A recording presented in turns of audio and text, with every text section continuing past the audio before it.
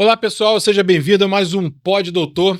E hoje nós estamos aqui com o nosso convidado, Dr. Marcelo Gonçalves. Dr. Marcelo, seja bem-vindo. Obrigado, Rodrigo. Mais um dia aqui com vocês, mais um dia no Pod Doutor e tentando explicar aí tudo para os pacientes.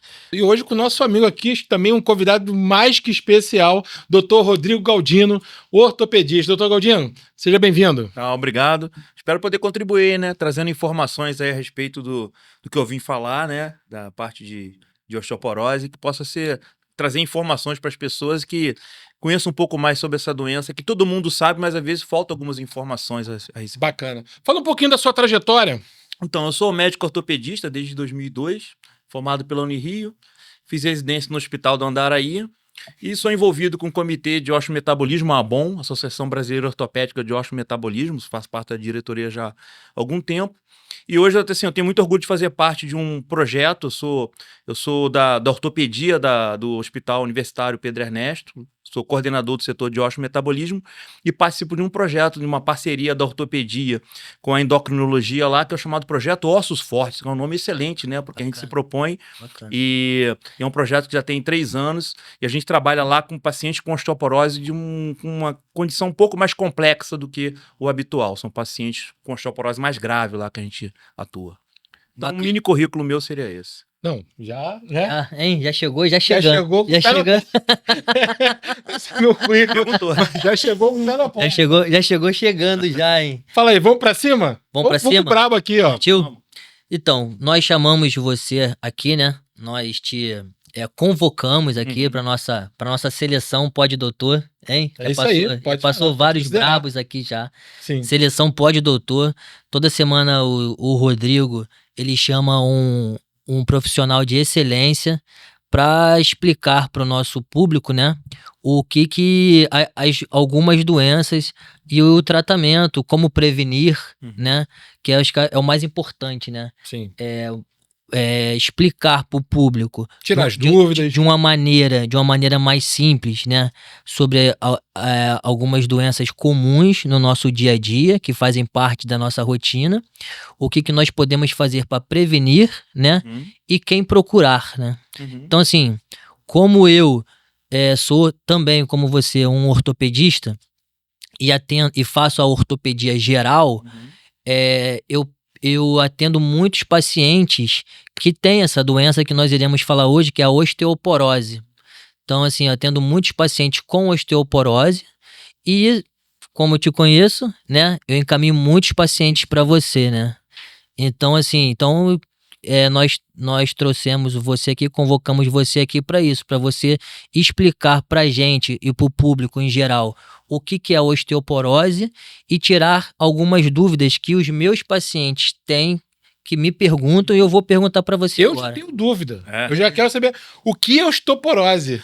É importante falar de osteoporose. Eu sempre, quando eu vou dar uma aula falar de osteoporose, eu lembro que quando eu estudei a população brasileira há 30 anos atrás, 40 anos atrás, nós tínhamos uma pirâmide de base larga e topo fino. E com o envelhecimento da população, hoje em dia nós temos assim pessoas que conseguem ter um envelhecimento mais saudável e pessoas que estão vivendo mais tempo. Então, como a osteoporose é uma doença que a gente sabe que está associada à idade, e essa pirâmide teve uma modificação, é uma pirâmide hoje em dia que é uma base tá menos larga e o topo está ficando cada vez mais largo. Então nós temos uma população envelhecendo. É uma doença inerente, principalmente ao envelhecimento. Então é uma doença que tem uma necessidade urgente de identificação e tratamento. Por quê? Porque com esse envelhecimento nós vamos ter mais consequências da doença. E osteoporose, respondendo a tua pergunta, é uma doença em que você tem um enfraquecimento do osso, tem uma redução do quê? Da resistência do osso e da capacidade dele de suportar o quê? Traumas de baixa energia. Então esse osso ele é mais frágil, ele resiste menos a traumas de baixa energia, tá? Ou pode ser muito pior, com fraturas espontâneas.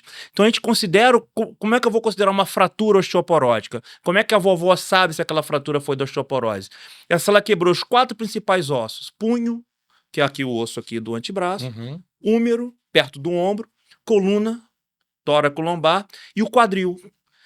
por queda da própria altura ou menos. O que é queda da própria altura ou menos? Uma vez um colega me corrigiu, não está errado, ele falou queda do próprio nível. Não, tá certo, queda do próprio nível. Ela estando em pé e caindo. Sim. As espontâneas estão no menos. Então, tem paciente que tem uma fragilidade tão grande e a paciente não se trata que o próprio peso do corpo, por exemplo, pode fazer uma vértebra quebrar. É igual você ter uma pilha de tijolos. Se um tijolo daquele lá de baixo começou a enfraquecer, começou a dar problema no tijolo, a pilha de cima vai fazer aquele de baixo entrar numa fadiga e quebrar. Então, em resumo, é uma doença em que tem uma alteração da resistência do osso, há um aumento do risco de fraturas. Tá? A osteoporose não dói, não tem sintomatologia nenhuma. Só que o paciente tem o risco de ter uma fratura e as consequências dessa fratura. Eu pergunto sobre o fêmur, porque assim, tem duas situações no fêmur, né? O paciente, ele cai da própria altura, ou do mesmo nível, como o colega falou, né? E cai e fratura o fêmur, isso é uma coisa. E também ele quebra, porque o osso está osteoporótico, e cai. Sim, existem as duas possibilidades. Agora, na literatura, tá, o que eu já li a respeito de estatística, falou que 10% dos casos a fratura acontece antes de cair. Então, em 90% dos casos, a fratura é por causa da queda. Tá? Você tem uma fragilidade ali no colo do fêmur, no trocânter, em que o paciente, no movimento às vezes, de rotação, de girar, ele, sem tratamento, tá? Mais adiante a gente vai falar de tratamento. É claro que o tratamento ele não elimina o risco de fraturar. Tem gente que trata. Eu sempre uso o seguinte exemplo. Fazendo uma analogia, eu vou fazer entre osteoporose e hipertensão. Hipertensão, o indivíduo é hipertenso, o idoso é hipertenso, ele vai tomar remédio. Para quê? Para curar a hipertensão, aquela associada à idade? Não, ele vai controlar. Para quê? Para evitar desfechos. Quais são os desfechos que quer ser evitados? E principalmente infarto e AVC, certo? Se caso o colega veja que o medicamento, através de um acompanhamento, não está dando certo, ele modifica o tratamento. Correto. A osteoporose é a mesma coisa.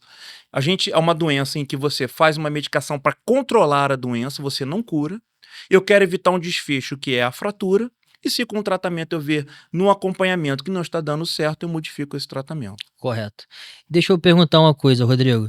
Quando a gente pede um exame, né? Quais são os exames que o paciente precisa fazer para saber se tem osteoporose e se existe uma idade para você começar a fazer esse rastreio?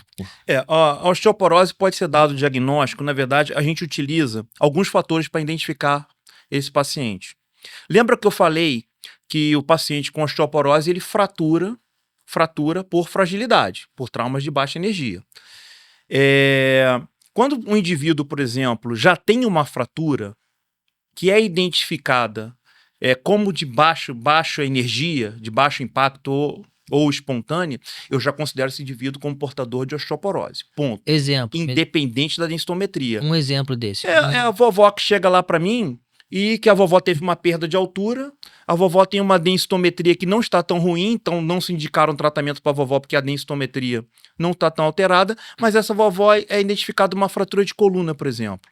Tá? Interessante, a fratura espontânea mais comum é a de coluna. Sim. E ela consegue ficar, né? Ela só sente a dor. Ela consegue ficar, cara. Né? O que acontece? 2/3 das fraturas de coluna são assintomáticas. E como é que a gente desconfia que essa vovó tem uma fratura de coluna? A vovó começa a perder a altura e começa a encurvar.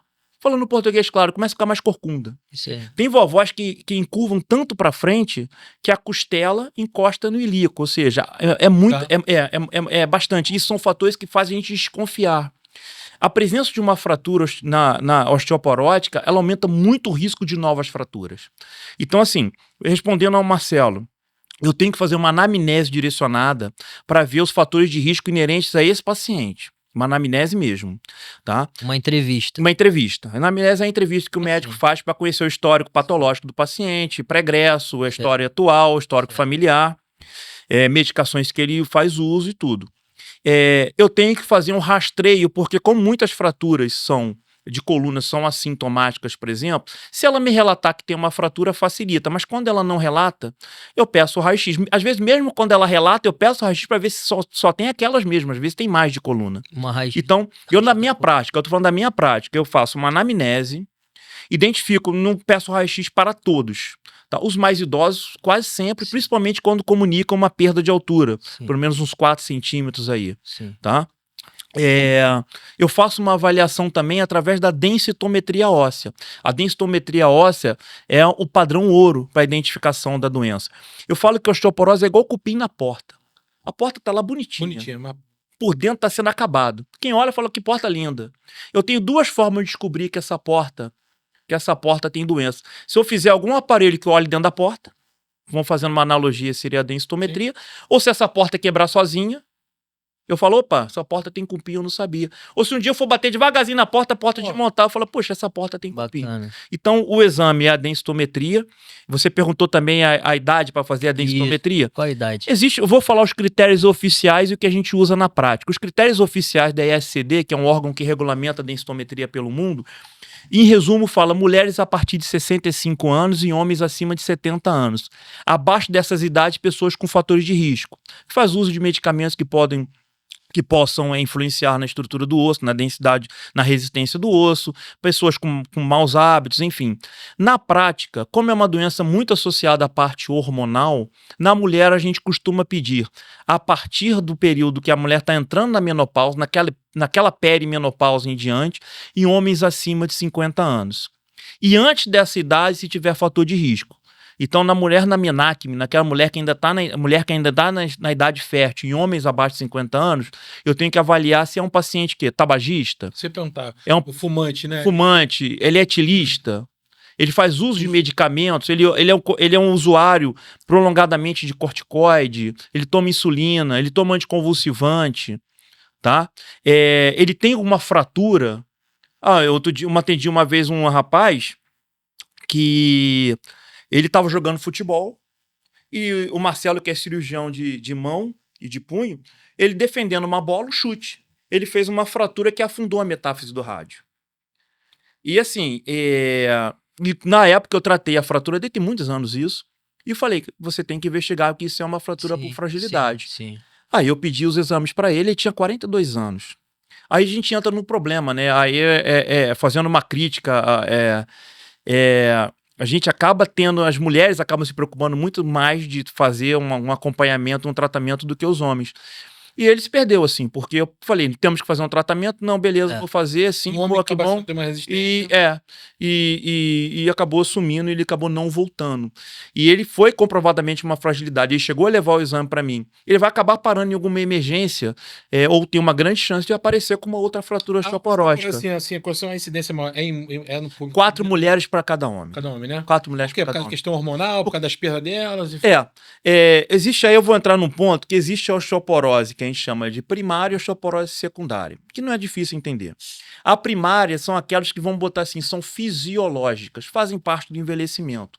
Então, na mulher, vem na menopausa, porque a baixa de estrogênio abrupta, o estrogênio é um protetor do osso. Então, essa baixa abrupta faz com que o osso fique desprotegido, vamos botar assim para facilitar. Deixa eu só lhe cortar. Então, é por isso que a tua conduta de rastreio de osteoporose nas mulheres é assim que ela entra na menopausa. Exatamente. Porque vai começar a pegar necessidade. Porque quando a mulher entra na menopausa, diminui os níveis de estrogênio. E diminuindo os níveis de estrogênio, a possibilidade dela enfraquecer os ossos aumenta. Correto? É um tipo de osso. Essa mulher na pós-menopausa, ela começa a enfraquecer um osso mais que a gente chama de metafisário, que é o osso mais comum associado à fratura de punho e fratura de coluna. O osso esponjoso, né? O osso cortical, aí entra na segunda fase de perda, que é a fase senil, né? Que é lá para os 65, 70 anos, e tem um outro tipo de perda que afeta mais o fêmur, por isso que a gente vê a fratura de fêmur mais tardiamente, tá?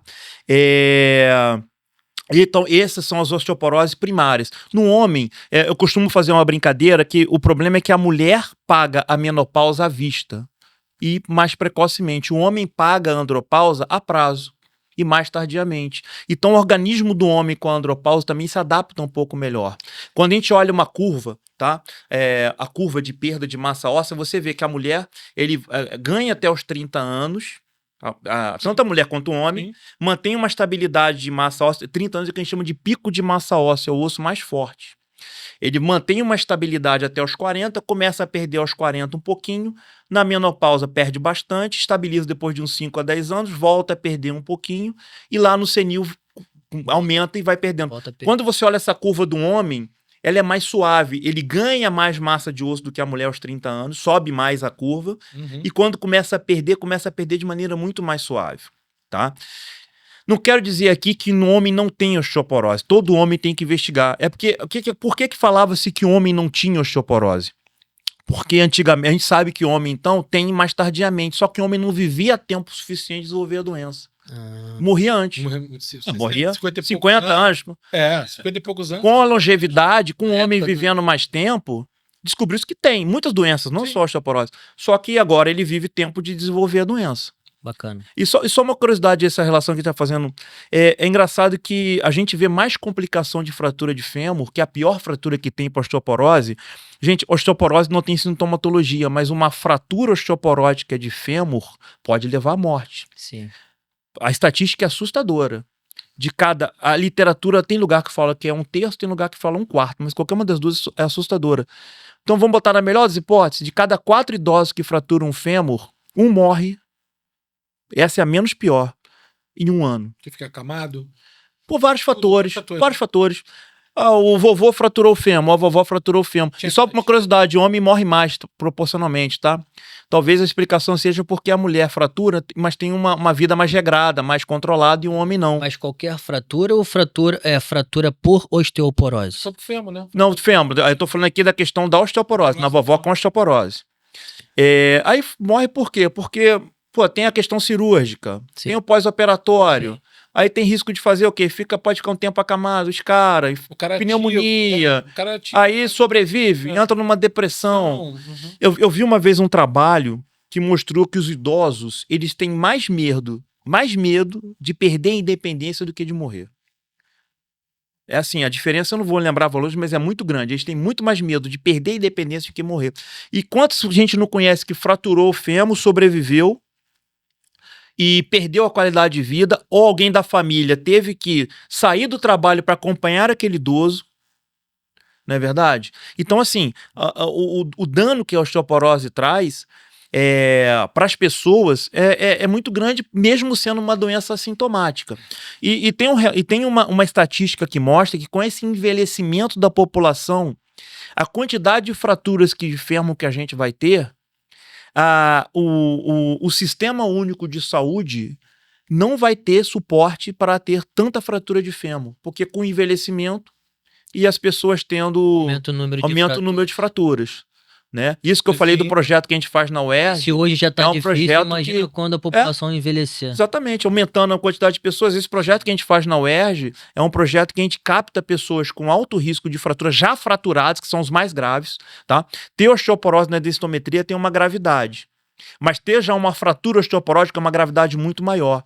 Então o que a gente traz lá não é benefício para as pessoas, para evitar novas fraturas, mas a gente também reduz a quantidade de pessoas que eventualmente vão chegar no SUS com a fratura de fêmur. Então, senhor, tem um score nisso aí?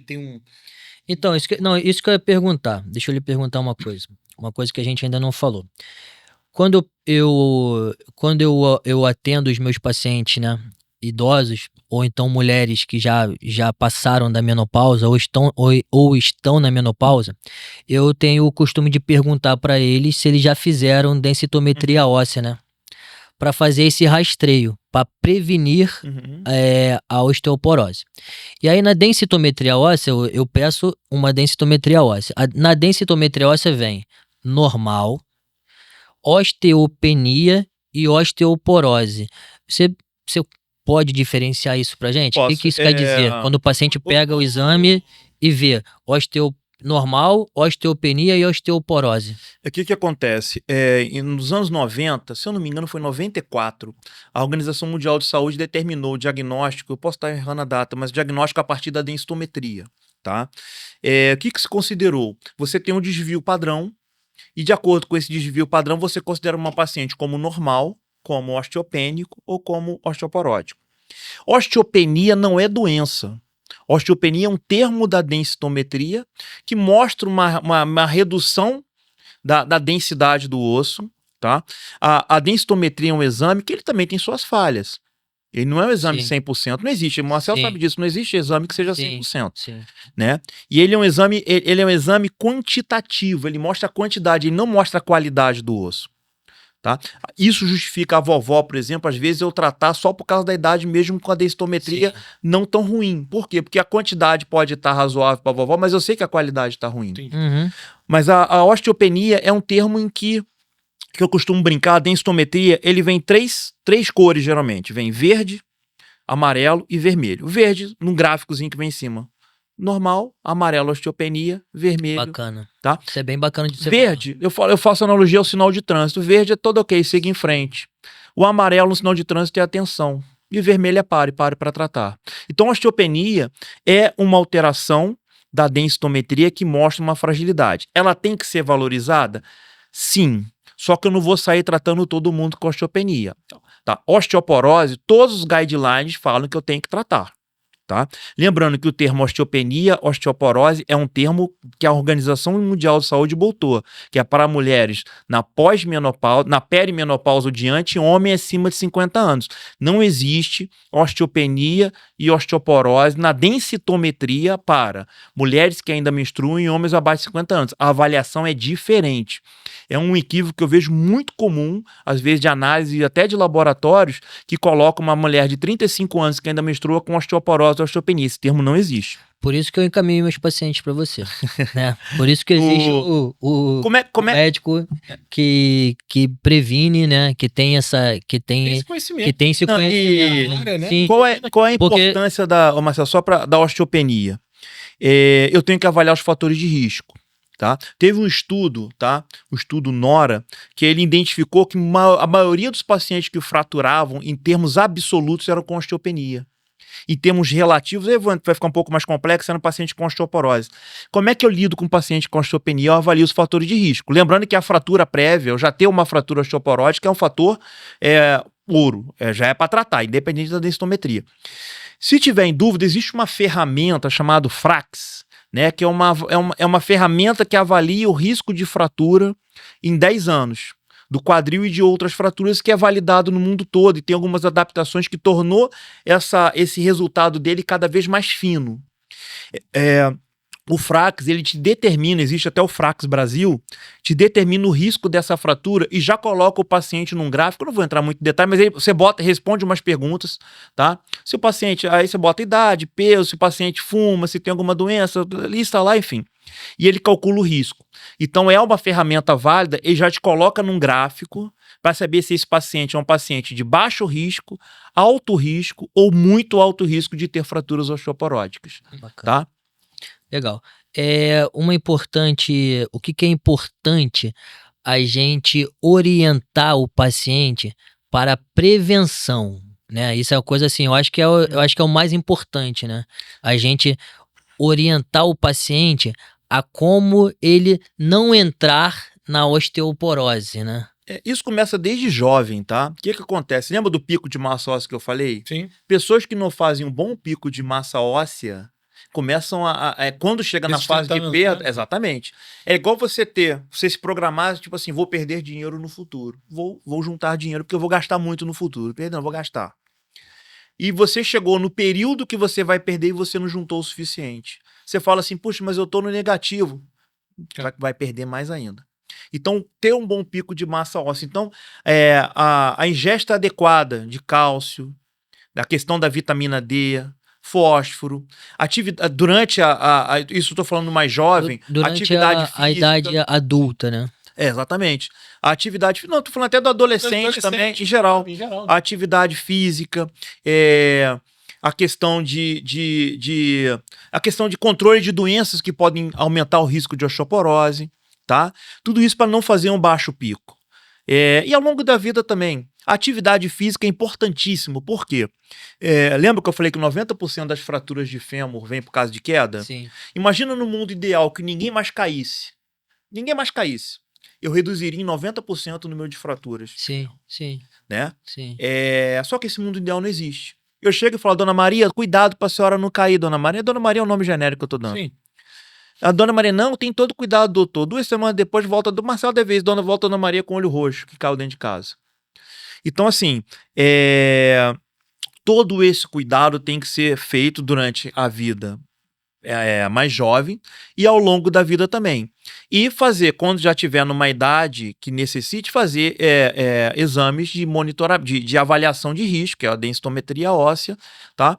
E a gente fala que tem os fatores de risco que são modificáveis. Então, tentar mudar fator como tabagismo, etilismo, sedentarismo, e tem fatores que são doenças que podem ser, às vezes, controladas e minimizar o dano que ele vai trazer ao osso. Isso que a gente chama, que eu estava falando até no começo, de osteoporose secundária. A primária é aquela fisiológica, tá? A secundária é aquela provocada por fatores que sejam alterações hormonais, hábitos de vida, uso de medicamentos, tá? É engraçado que, apesar de, na mulher, 20% só da osteoporose ser secundária e 80% ser por causa da menopausa, do envelhecimento, a gente sempre rastreia se ela não tem uma causa secundária escondida. Sim. No homem é diferente. No homem, 60% é secundária, só 40% é primária. No homem é mais difícil ter causa primária. No homem, a maioria é secundária. E no jovem, como a mulher mais jovem que eu falei, que tem... Eu estou investigando a densitometria para ver se ela tem uma massa óssea adequada ou inadequada para a idade, que são os termos que a gente utiliza no jovem, na densitometria. Eu tenho que fazer uma análise dessas variações densitométricas. Por quê? E junto com a avaliação de fatores de... Porque esse paciente, como não passou ainda, eu tinha me perdido um pouquinho, mas como esse paciente não passou ainda pela fase fisiológica, o jovem, eu tenho que descartar a causa secundária. Sim. Eu tenho que descartar que tem alguma condição que está fazendo ele perder massa óssea. Minha pergunta de consultório, né? Esse paciente, esse idoso, o senhor tem alguma coisa que um paciente chega lá? O senhor tem algum protocolo, uma cartilha, alguma coisa? Porque assim, não é só falar para o idoso, é para o familiar, que ele precisa entender os cuidados que tem que ter. Alguma orientação? Tem alguma orientação que o senhor passa ali no consultório? Eu tento ao máximo passar essas orientações, tá? Passar essas orientações. O paciente osteoporótico também, ele é um paciente multidisciplinar, então eu vou fazer orientações para evitar queda, mas vou pedir para ele procurar um educador físico para fazer uma avaliação, por exemplo. Quando eu falo multidisciplinar, por quê? Se eu precisar trabalhar a parte alimentar, eu vou pedir uma nutricionista. Se ela tem um distúrbio hormonal, pode ser que eu precise de uma avaliação do endócrino. Se ele tem um distúrbio renal, que também é um fator de risco, doenças renais, vou precisar de uma orientação do nefrologista. Agora, existe cartilhas, a própria Sociedade Brasileira de Ortopedia e Traumatologia já lançou uma cartilha uma vez, chamada Casa Segura. A gente da ABOM também já lançou uma cartilha parecida, que são orientações, por exemplo, para ter no ambiente doméstico, o ambiente doméstico não ser um vilão. Sim, né? sim. E com relação ao quê? A risco de queda. Os móveis, né? Olha, tem banheiro. Você me perguntou Você me perguntou até voltando um pouquinho que você perguntou da minha... Vou falar um pouquinho de mim. Eu comecei no osteometabolismo com o Dr. Bernardo Stonick, que é um papa da osteoporose. Ele, infelizmente, já faleceu, mas ele era um papa da osteoporose. E ele é meu padrinho nessa área, enfim. E ele falava, Rodrigo, se... É óbvio que ele tá falando, é uma brincadeira, mas ele falava assim, se todo idoso dormisse com um fraldão para fazer xixi, sem ter que levantar da cama, a gente reduziria muito o número de fraturas. Não, mas é sério. Por que acontece? Sim. Muitas fraturas acontecem no xixi da madrugada. Sim. Então, a vovó quer fazer xixi, beleza, vai no vaso. A gente sempre brincava e falava, senta na cama. Primeiro tem que ter uma boa iluminação para o caminho ser fácil. Não tem que ter obstáculo, para a vovó não tropeçar no tapete, no ressalto, no piso muito escorregadio. Ele até brincava, o próprio Bernardo falava, sentou na cama, conta até 5. Por quê? Porque a gente acorda com a visão assim, para centralizar a visão. Ele até brincava, ele falava, se contar até 10, faz xixi na cama, então conta só até 5. E para poder ir fazer xixi, barra de apoio no banheiro, enfim. Sim. Então a gente perde muito para fratura osteoporótica na queda que poderia ser evitada dentro de casa. Sim. Boa dica, hein? Boa dica. Boa dica. Conta até 5. Acordou, conta até 5. Até o fraldão, dependendo da idade. É porque, assim, há uma resistência, não um preconceito também, mas é uma coisa que dá segurança, principalmente pro idoso. A gente tá falando aqui da fralda, pra você, poxa, o idoso tem esse constrangimento, né? Mas se você tá em casa, né, tá com o familiar, e se tem justamente para prevenir isso. Já que você levantou a bola aí de consultório, né? Então vamos falar aqui sobre as perguntas de consultório. É o que chega no consultório. Vamos lá. O paciente chega para mim, né? O paciente não conhece os termos médicos como nós conhecemos, né? Uhum. Então ele tem às vezes ele tem dificuldade de associar o nome da doença Uhum. com o que ele tem. Então o paciente chega pra mim e fala assim: doutor, minha vizinha falou, eu tava num churrasco lá no domingo com minha vizinha falou que ela tem a mesma coisa que eu tenho, só que ela morre de dor no joelho. Eu não morro de dor no joelho, nunca tive dor nenhuma. Eu perguntei, mas o que que ela tem? Ela falou, a mesma coisa que eu tenho, osteoporose. Mas ela não tinha osteoporose, ela tinha osteoartrose, correto? Se ocorre muita... Que é a confusão. É a confusão do consultório. Osteoporose, osteoartrose. Qual a diferença entre as duas? Eu tava só lembrando, então, a densitometria, apesar de ser feito no fêmur e na coluna e eventualmente no antebraço, o diagnóstico serve para o corpo todo, tá? E são sítios, tá? Uma coisa tão comum que eu vejo do paciente fala assim, a densitometria o senhor pediu errado, o senhor pediu do quadril direito, minha dor é no esquerdo. Eu falo, não, densitometria não é para ver a dor, é para ver a resistência do osso, a densidade do osso e o padrão é lá direito. Então serve para o corpo todo. Mas é uma queixa muito comum, lembrando que osteoartrite, né, osteoartrose, doença degenerativa articular, ele é uma doença da articulação, em que você tem perda de cartilagem articular, e aí sim, tem processo inflamatório, com dor, deformidade, rigidez, é o desgaste. Sim. Tá? É uma doença da articulação. Osteoporose é uma doença do osso. Lembra do exemplo do cupim da porta que eu dei? Artrose é a dobradiça que está enferrujando. Pronto. É na junta, nas articulações, onde dobra. Boa. E a osteoporose é o cupim dentro da porta. É o cupim na porta. Beleza. É o cupim na porta. Boa. Então, a pessoa pode ter o quê? Osteoartrite. Pode ter na coluna, no joelho, no quadril, enfim, com dor, deformidade, rigidez, tá? O que elas têm em comum? Talvez a questão de acontecer mais em pacientes de idade. Sim, tá? Isso aí que eu ia te falar. Em pacientes de idade. Talvez o mais comum que a gente vê na prática é isso. Legal. Mas são doenças que não tem, assim, a osteoporose não dói, e a osteoartrite, a princípio, não tem uma associação com resistência do... Outra pergunta que eu recebo lá no meu consultório também. Doutor, você tá me passando cálcio aqui, você tá me prescrevendo cálcio. Esse cálcio aqui vai me dar pedra nos rins? Esse cálcio vai calcificar os meus vasos sanguíneos? O que você tem para falar desse paciente? Então, a gente tem hoje em dia... alguns tipos, vamos botar assim para ficar fácil, de alguns tipos de cálcio, e um deles ele é menos problemático para o rim, tá? Ele é menos problemático com a constipação, com o estômago e com o rim, tá? Que é um dos formatos de cálcio que a gente tem, tá? Então, para esse público de paciente, a gente indica esse tipo de cálcio, tá? A gente sempre tenta primeiro, Marcelo, estimular o cálcio alimentar. Lembrando que cálcio é um suplemento. O que é um suplemento? Você completa aquilo que falta na ingesta natural, tá? O indivíduo, tanto é que na nossa anamnese, eu tenho que saber a ingesta desse paciente de cálcio, para saber com relação à prescrição. E muitas das vezes, eu preciso da nutricionista, porque a paciente, às vezes, precisa melhorar também a nutrição dela. Eu não vou passar um cálcio para ela eliminar totalmente da alimentação e só passar cálcio comprimido. Correto. Legal. Tá? Então tem formato de cálcio sim que ele é menos problemático, o citrato de cálcio, por exemplo. Combinado. Tá? Legal. Então existe a diferença de cálcio, vitamina D e vitamina K2, né?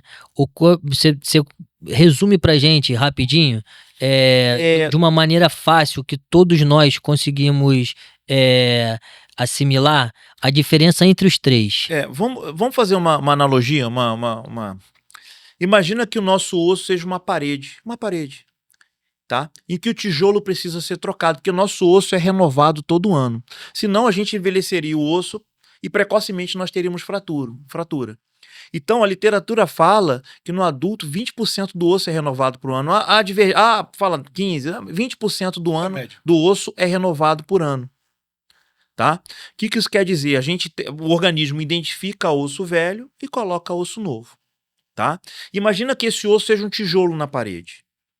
Tá? Dentro da tua pergunta, esse tijolo seria o quê? Seria o cálcio. Faz parte da estrutura ali.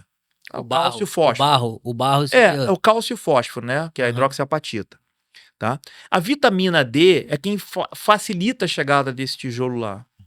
Tá? É o ajudante que leva. Tá? As medicações que a gente efetivamente prescreve para osteoporose, que a gente prescreve para controlar a doença, é o pedreiro que vai organizar tudo isso. Tá? A vitamina K2, então eu já expliquei que o cálcio faz parte da estrutura do osso. A vitamina D facilita muito a chegada desse cálcio lá na absorção intestinal, por exemplo. A vitamina D também é importante porque ele participa da contração de uma fibra muscular que é importante para a prevenção de quedas. Então, normalizar a vitamina D tem associação em trabalhos com redução de queda. Bacana. Tá? A vitamina K2, ela participa de dois fatores. Ela me ajuda o quê? Vamos botar assim para ficar fácil entender. Na formação de algumas proteínas ósseas que participam da estrutura do osso, e ele diminui a calcificação arterial, a calcificação vascular, desculpa. Então o que acontece? Ele diminui a chance desse cálcio chegar na parede das artérias e dos vasos sanguíneos em geral. Então já sei agora o que responder para meus pacientes.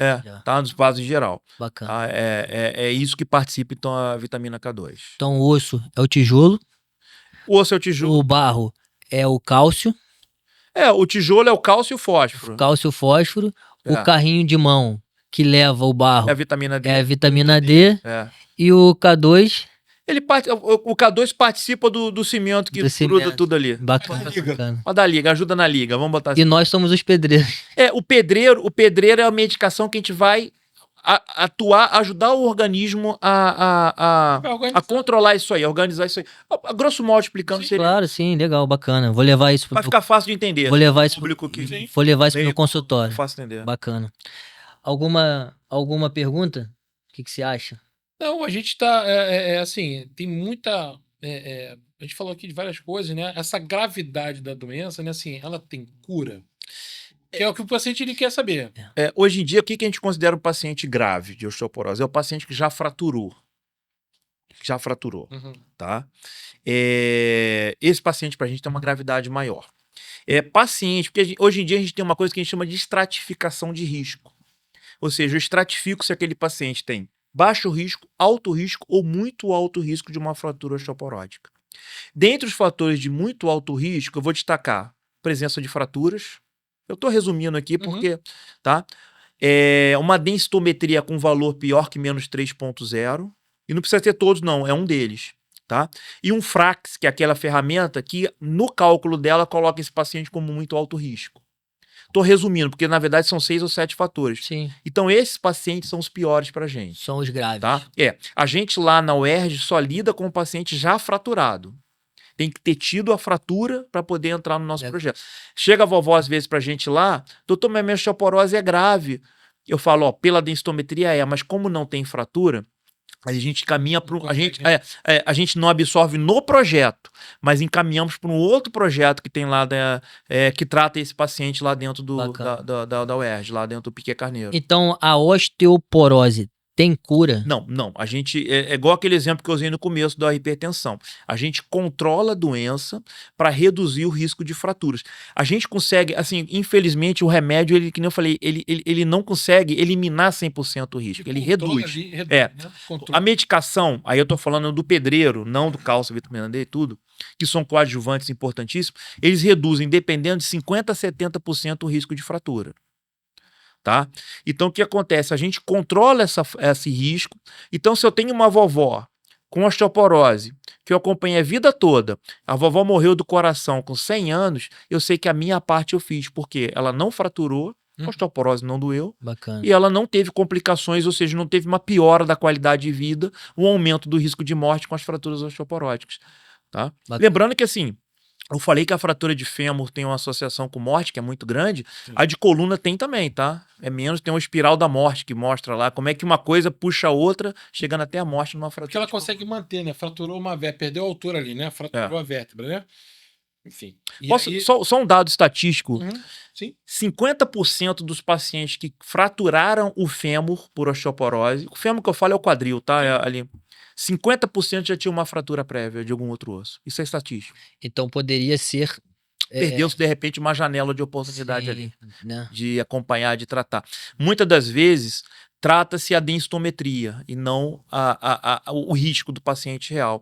Então, repito, o paciente tem uma densitometria, mesmo osteopênica e tudo, se tem uma fratura osteoporótica, vou repetir, fratura de rádio distal, que é o punho, fratura de úmero proximal, fratura de coluna, tóraco-lombar e fratura de quadril, tá? Em alguns lugares considera também fratura de arco costal, mas sempre por trauma de baixa energia, você tem que tratar esse paciente. A literatura te respalda para você tratar esse paciente. Então vamos alertar aqui os nossos pacientes. Você, nossos pacientes, ou então que ainda serão nossos pacientes, que já passou, a mulher que passou da menopausa e o homem acima de 60 anos. Acima de 50. Na minha prática eu uso 50. Acima de 50 anos. Que teve uma fratura com baixo grau, que tomou um tombo, que caiu da própria altura e teve uma fratura. Depois que você tratar essa fratura com seu ortopedista, pergunte a ele se você não precisa, né, fazer uma prevenção da osteoporose, correto? Só corrigir uma informação tua aí.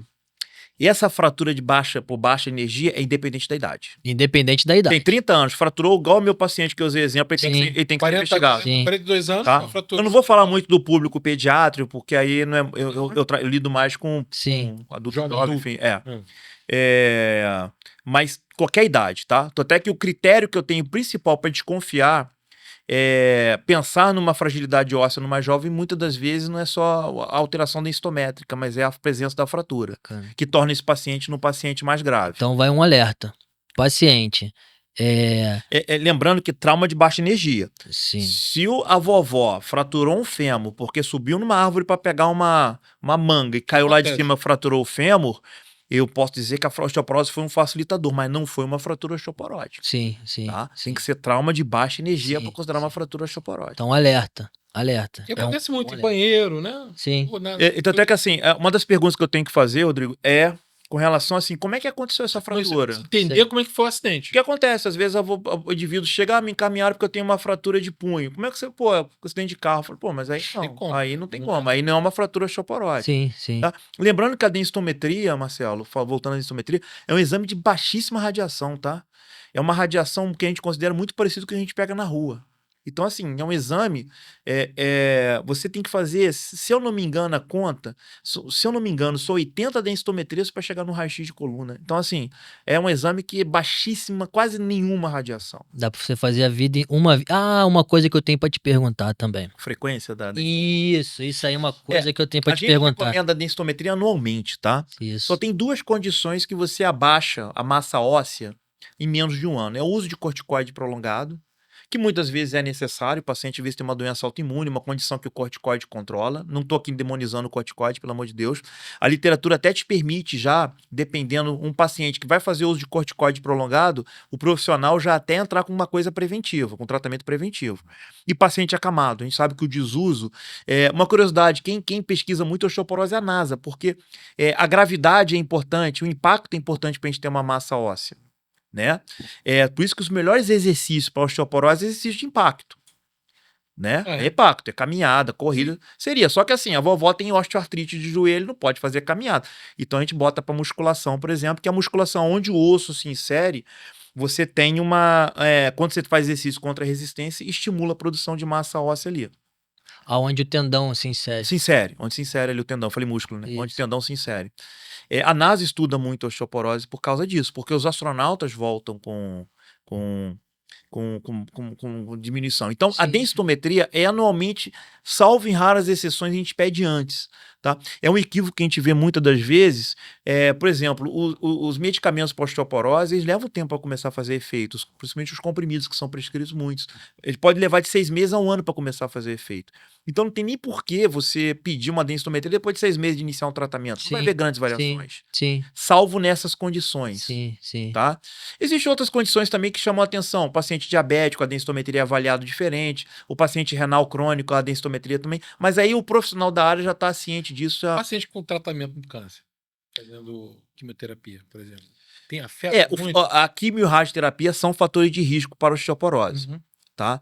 Aí tem que ser avaliado caso a caso, tá? Caso a caso. Porque muitas das vezes o paciente, quando tem um comprometimento ósseo, ele faz uma medicação venosa para controle do comprometimento da metástase óssea, que já ajuda porque é a mesma substância em dosagens diferentes, em forma diferente, só que muito mais, de uma quantidade, vamos botar assim, muito maior que a gente faz para osteoporose também.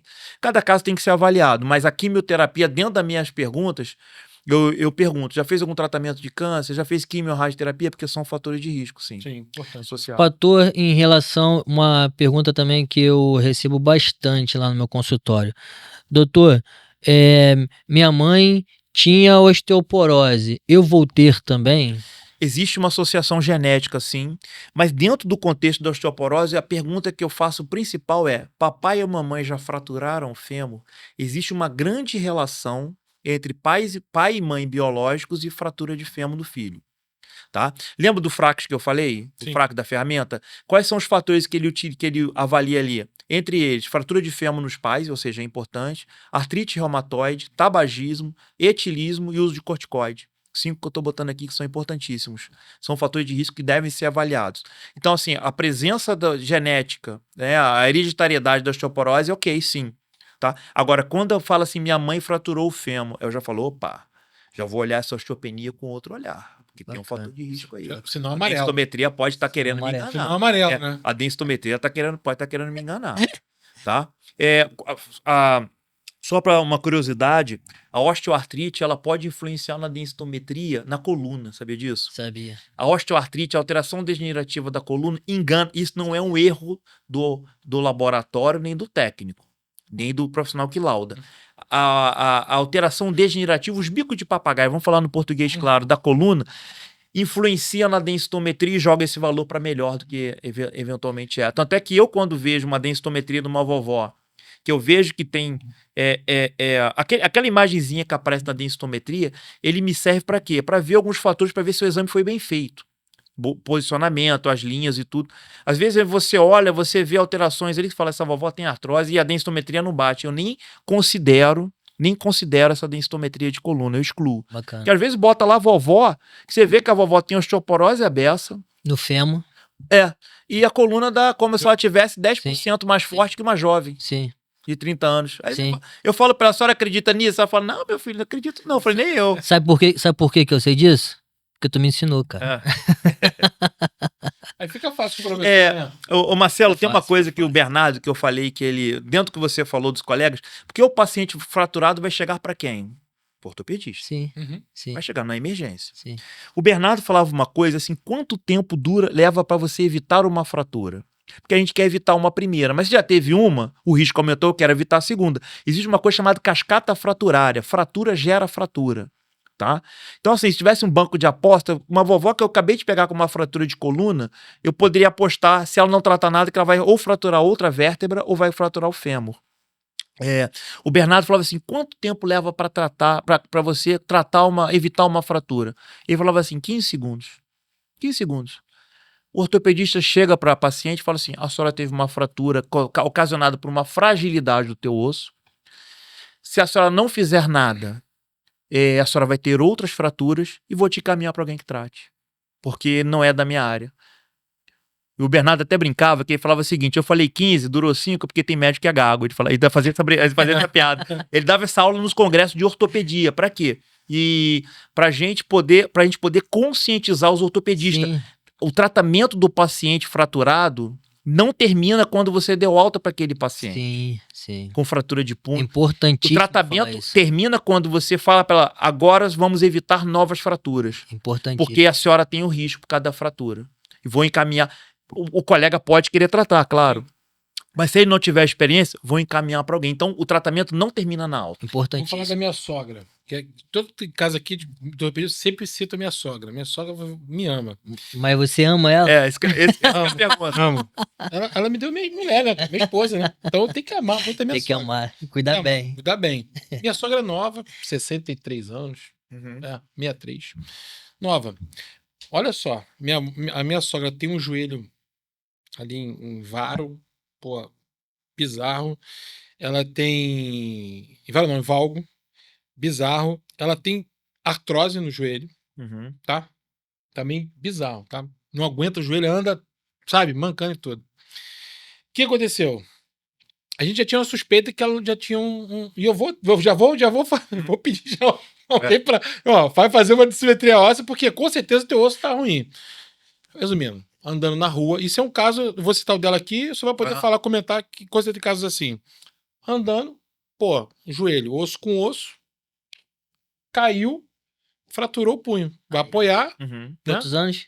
63. Aí, clássico aí, clássico. 63. A gente chama Ó, essa fratura de fratura explodiu. sentinela, porque é o que chama a atenção do paciente que desconhece. Aí ela não sabe nem como caiu. Eu falei, claro, o joelho travou. É. Aham. Caiu, explodiu. Se eu mostrar, depois eu vou mostrar o raio-x, que eu lembrei agora. Aí tu encaminhou pro doutor Marcelo. Não, ela foi direto, foi pro Albert. Aí, enfim, eu vou achar o raio-x dela. Mas um punho que eu nunca vi, Marcelo. Já vi vários, fraturas de radical e nunca vi. E agora, isso tem um ano. Aí agora, caiu de novo no quintal, fraturou o úmero. Só que aí já foi uma fratura. Aí, as duas. Olha o caso. Tudo Não, consequência clássico, da cara. artrose. Clássico, que ele falou. É fratura sentinela. Fratura sentinela. Ela fraturou o terço distal do rádio e o terço proximal do úmero. São as duas fraturas Só uma curiosidade, mais Rodrigo. comuns que acontecem. Bom, ela tá eleita pra fazer o. Tá. Eleitíssimo. Ele não caminhou ainda, porque Já- tem que ver se ele gosta mesmo da sogra, cara. Quem tá querendo que ela Já quebre alguma encaminha- outra coisa. Já encaminha pra UERJ já, ó. Já Tô pra começando a já questionar. pra estar na UERJ há muito tempo lá contigo, esse amor cara. pela sogra, Hein? porque no caminho Até agora ele começou a falar. Não, sabe o que é? É que a sogra dele ainda não foi no médico, é no... como o doutor Rodrigo e como o é. doutor Marcelo, hein? Senão já teria indicado Só uma curiosidade, você. Rodrigo. Catarata aumenta o risco de fratura osteoporótica? Não. Aumenta. Sim, é possível. Catarata? Tá com problema, Você não enxerga, ela cai mais. Bacana. Entendeu? Uso de medicamentos que possam provocar sonolência. Também. Labirintite. Por isso que tratar a osteoporose muitas vezes envolve também você falar, vai tratar sua labirintite, vai fazer uma cirurgia. Disciplinar, né? Que o senhor falou, né? Disciplinar. O senhor falou, né? Não porque enfraquece o osso, mas porque aumenta Sim. o risco de queda. Aumenta o risco de Bem queda. mais claro. Então a gente trabalha também essa questão. Tratar a osteoporose basicamente, suplementação de cálcio, vitamina D, prevenção de queda. Aí vamos envolver também em fortalecimento muscular, Isso, tudo isso, tá? Uhum. E drogas ativas que vão atuar no metabolismo do osso, que aí tem comprimidos, injetáveis, enfim. Fazendo com que você melhore essa resistência do osso e diminua o risco de fratura. Olha o que eu falei, não elimina, diminui o risco de fraturas. Bacana. Isso que envolve o tratamento. Então não é só passar o remédio, eu tenho que me preocupar com outros fatores. Se o paciente tiver uma causa secundária associada a outras patologias de outras áreas, eu vou encaminhar esse paciente. Então, o paciente precisa fazer um melhor suporte físico, um melhor suporte muscular para essa paciente. Físico, Vou encaminhar para o educador físico. Uhum. Mas a vovó não toma bastante... não tem uma ingesta boa de cálcio, vou pedir uma nutricionista, que eu não falei no começo. Não pega um sol. Pega o sol, é importante. Falar em pegar em banho de sol, né? Pra gente. Aumenta o nível de vitamina D. O que acontece? Isso aí, assim, o cálcio, muitas das vezes, a gente ainda tem que comprar, mas o sol é de graça. Sim. Né? A gente tem que ter uma boa exposição solar, tá? E isso varia muito de acordo com a idade e da cor da pele também. Tá? A melanina é um protetor, então a pele mais clara, menos tempo de sol precisa pegar para produzir a vitamina D. A gente tá caminhando já pro final. Pra mim já valeu aí a analogia da porta aí. Já vai Muito tratar simples. a sogra, né? Não, e assim, muito simples. Eu acho que essa linguagem, que aí o paciente ele escuta e fala, cara, agora eu tô entendendo. Né? A osteoporose ali, a porta é o cupim. Né? E ninguém vê. A ninguém vê. porta do Ninguém vê. E não tem sintoma, né? Sintomático, Sim, né? Enfim. Sim. E tem a artrose, que é justamente da articulação, que é dobradiça. Rodrigo, só uma curiosidade. Uma dificuldade que a gente tem de tratar o paciente com osteoporose, quando a gente passa a medicação. Vamos passar na Dona Maria com hipertensão. Dona Maria tá tomando remédio para controlar a hipertensão. Se ela parar, o que vai acontecer com ela? A pressão vai subir, vai ter dor de cabeça, dor na nuca, vai ficar, enfim. Dona Maria vai saber que ela tem. A osteoporose, por ser assintomática, Dona Maria parou de tomar remédio para osteoporose, ela não vai sentir nada. Nenhuma diferença prática na vida dela, a não ser que ela vai ter uma fratura espontânea. Deu pra entender? Então a dificuldade que a gente tem às vezes é que ela fala assim, não sinto nada mesmo, relaxa. Então, assim, a gente estava até conversando antes sobre os medicamentos injetáveis. Os injetáveis que são mais longo prazo, né, dependendo 6 meses, 1 ano, enfim, eles vieram de uma certa forma a facilitar a adesão do paciente.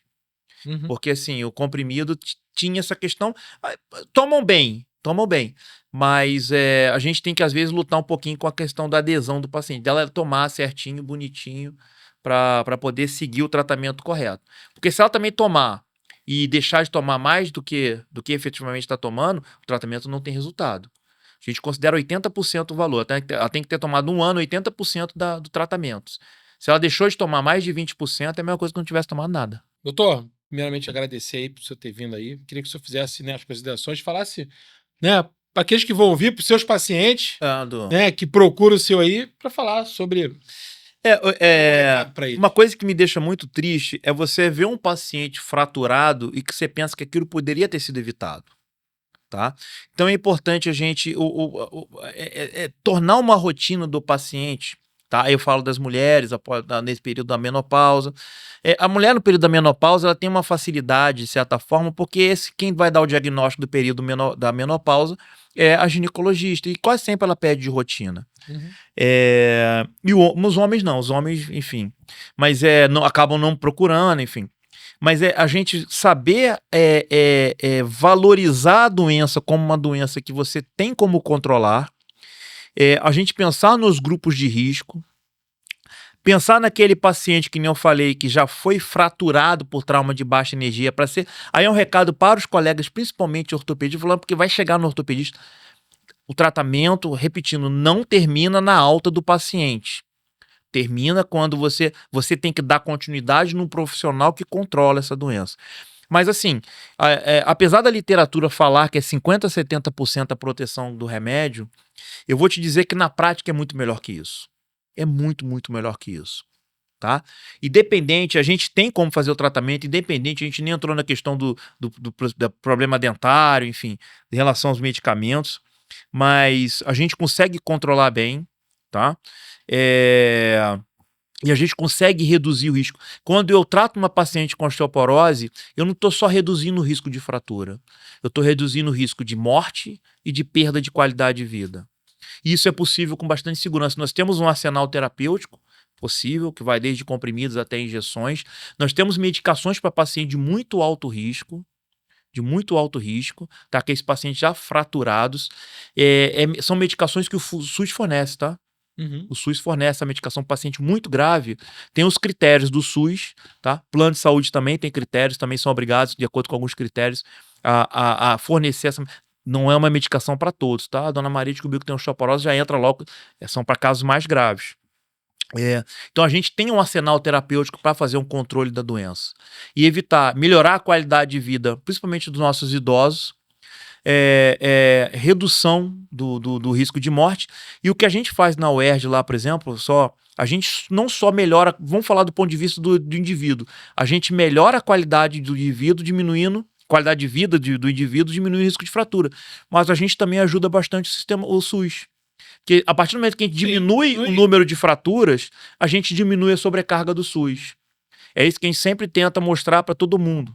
Tá? O nosso trabalho não é só envolve uma parte das pessoas, mas a gente também ajuda o SUS atua diminuindo o número de fraturas.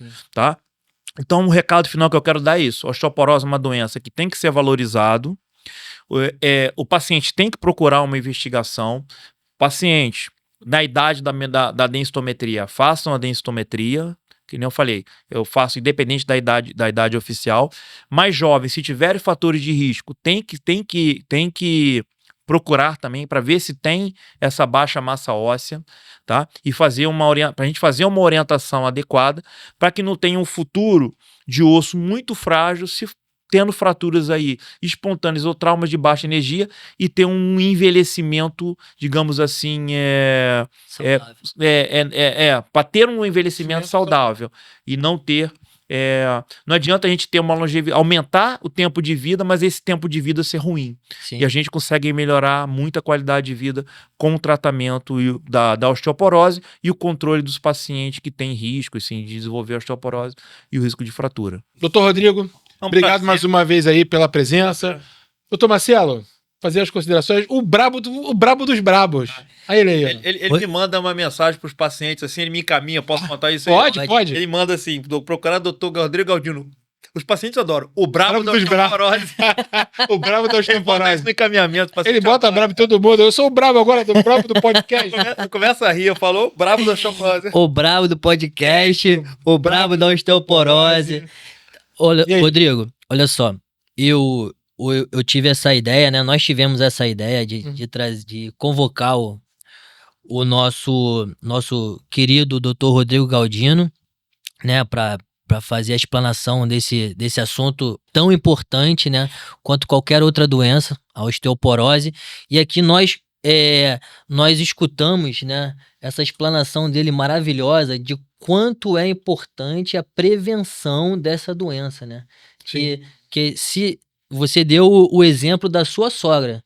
A sua sogra teve uma queda, né, simples, teve uma fratura do punho, e como ela não foi orientada, como ela não foi tratada de um jeito preventivo, ela sofreu uma outra queda e teve uma outra fratura. Então, assim, essa segunda fratura, se alguém passasse esse conhecimento para ela, se alguém orientasse ela, sim. Provavelmente ela não teria essa segunda fratura, né? Então, assim, foi importantíssimo tudo que o Dr. Rodrigo falou. Ele trouxe aqui pra gente aqui. Ele trouxe esse conhecimento pra gente. Várias perguntas aqui, várias dúvidas que os meus pacientes têm no meu consultório e que ele orientou, ele explicou da melhor maneira possível, né? Então, assim, foi super interessante. Foi maravilhoso, né? E vamos continuar, né? Nessa batida. Isso aí, vambora. Vamos continuar nessa batida com outros assuntos, né? E é isso aí. É maravilhoso. Nota 10, cara. Obrigado. É isso aí, bravo. E é isso aí, pessoal. Nós estamos encerrando aqui nosso podcast hoje, falando sobre osteoporose com o Dr. Rodrigo Galdino. Segue a gente lá no YouTube, toca lá Dá o like. Se inscreve no canal. Se inscreve no canal e ativa o sininho. Né? E também estaremos no Spotify. E é isso aí, muito obrigado. Forte abraço.